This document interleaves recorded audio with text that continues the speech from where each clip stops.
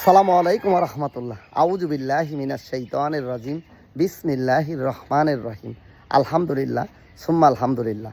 আল্লাহ সুবহানাহু ওয়া তাআলার দরবারে লাখো কোটি শুকরিয়া। আল্লাহ সুবহানাহু ওয়া তাআলা দয়া করে মায়া করে শত ব্যস্ততার মধ্যে ফিতনা ফাসাদ থেকে ফারাক করে আপনাদের সামনে কিছু দিনই আলোচনা করার তৌফিক দান করেছেন। এজন্য দিল থেকে শুকরিয়া আদায় করি আলহামদুলিল্লাহ। জি আলহামদুলিল্লাহ ভাই, আল্লাহ সুবহানাহু ওয়া তাআলার দরবারে লাখো কোটি শুকরিয়া জানাচ্ছি।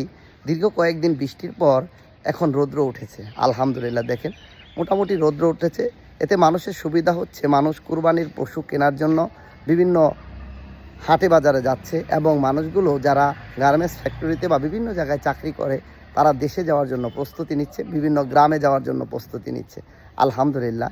এই আনন্দময় ঈদ মুহূর্তে সবাইকে সতর্কতার সাথে থাকার অনুরোধ জানাচ্ছি এবং বেশির থেকে বেশি আল্লাহ সুবহানাহু ওয়া তাআলাকে স্মরণ করে গুনাহ থেকে বেঁচে থাকবো। প্রিয় ভাই, গুনাহ থেকে বেঁচে থাকতে না পারলে অবশ্যই নিজেকে ধ্বংসের দিকে ঠেলে দিচ্ছি।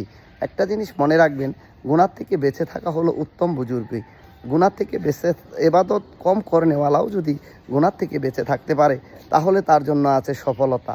আর আমি ইবাদত করতেছি ভরপুর কিন্তু গুনাহ থেকে বেঁচে থাকতে পারতেছি না, তার মানে আমি গুনায় জর্জরিত হয়ে যাচ্ছি। এখানে আমার আখিরাত এবং দুনিয়া ধ্বংস হয়ে যাচ্ছে। প্রিয় ভাই ও বন্ধুগণ, পবিত্র ঈদ চলে এসেছে, ঈদুল আজহা। যাই হোক আলহামদুলিল্লাহ, কুরবানির ঈদ, ঈদুল আজহা। ঈদুল আজহা অবশ্যই আমরা গুরুত্বপূর্ণভাবে সংযমের সাথে এবং তাকওয়ার সাথে পালন করব। প্রিয় ভাই ও বন্ধুগণ, আল্লাহ সুবহানাহু ওয়া তাআলা এই সময় অসংখ্য অগণিত মানুষকে ক্ষমা করে দেন।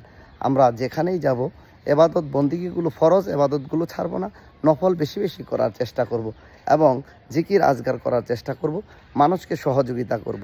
প্রিয় ভাই ও বন্ধুগণ, সবচেয়ে বড় ব্যাপার হলো দরিদ্র অসহায় মানুষের পাশে দাঁড়ানো, এতিম অসহায় মানুষের পাশে দাঁড়ানো। আপনি এলাকায় যাচ্ছেন শহর থেকে, আপনার এলাকায় কিছু বৃদ্ধ মা ও বোন আছেন যারা অসহায়, তাদেরকে সহযোগিতা করার চেষ্টা করবেন এবং ঈদের সময় আপনি খান যেরকম, প্রতিবেশীকে তেমনই খাওয়ানোর ব্যবস্থা করার চেষ্টা করবেন। নিজে ভালো পোশাক পরিধান করতেছি অথচ আমার প্রতিবেশী ভালো পোশাক পরিধান করতেছি কিনা একটু খোঁজ নেওয়ার চেষ্টা করব। প্রিয় ভাই ও বন্ধুগণ, আল্লাহ সুবহানাহু ওয়া তাআলার কাছে তৌফিক চাচ্ছি, আল্লাহ যেন সর্বপ্রথম আমাকে এই কথাগুলোর উপর আমল করে থাকার তৌফিক দান করেন, আমিন। জি আলহামদুলিল্লাহ। আরও কিছু সতর্ক কথা বলছি। আমরা যারা দেশে গ্রামের বাড়ি যাচ্ছি সতর্কতার সাথে যানবাহনে যাতায়াত করব এবং নিজের ফ্যামিলির পরিবারের যে বাচ্চা কাচ্চা আছে এবং স্ত্রী আছে সবাইকে খেয়াল রাখবো এবং পর্দার সাথে নিয়ে যাব ইনশাআল্লাহ। সবাইকে একটু খেয়াল করে ধ্যান করে অবশ্যই বুঝে বুঝে নিয়ে যাব।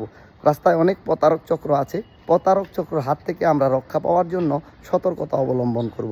কখনও কাউকে রাস্তায় গালিগালাজ করব না, মাথা উত্তেজিত করব না, দিমাগকে নষ্ট করব না।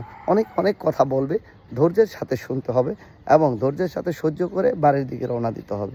বাড়িতে যারা আছে আত্মীয় স্বজন তাদের জন্য কিছু হাদিয়া বা তুফা নিয়ে যেতে হবে, অবশ্যই তারা খুশি হবে। প্রিয় ভাই ও বন্ধুগণ, আমরা যারা শহরে থাকি তাদেরকে বলবো ধৈর্যের সাথে যারা বাড়িতে যাচ্ছে তাদেরকে যাওয়ার সুযোগ করে দেব এবং তাদের প্রতি রাগান্বিত হব না। আচরণ এমন করব না যে বাড়িতে যেতে যেতে আমাদের উপর মন খারাপ করে। দোয়া করব একে অপরের জন্য, পাশে থাকবো একে অপরের এবং ঈদের আনন্দকে ভাগ করে দেব। আমরা যারা কুরবানি দিচ্ছি অবশ্যই নিজের মনের পশুকে কুরবানি দেওয়ার ব্যবস্থা করব, শুধু বনের পশু নয়। এবং কুরবানির মাংসগুলোকে অবশ্যই দরিদ্র অসহায়ের মধ্যে ভাগাভাগি করে খাবো, নিজে তো খাবো, অন্যকেও খাওয়াবো ইনশাআল্লাহ। তবে একটা জিনিস মনে রাখবেন, নিজের দরিদ্র আত্মীয় স্বজনের খোঁজ রাখা। আত্মীয়তার বন্ধন ছিন্নকারী জান্নাতে প্রবেশ করবে না, সুতরাং আত্মীয়তার বন্ধন ছিন্ন করা যাবে না।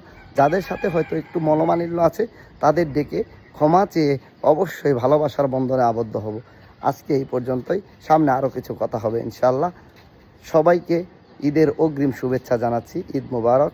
আসসালামু আলাইকুম ওয়া রাহমাতুল্লাহ।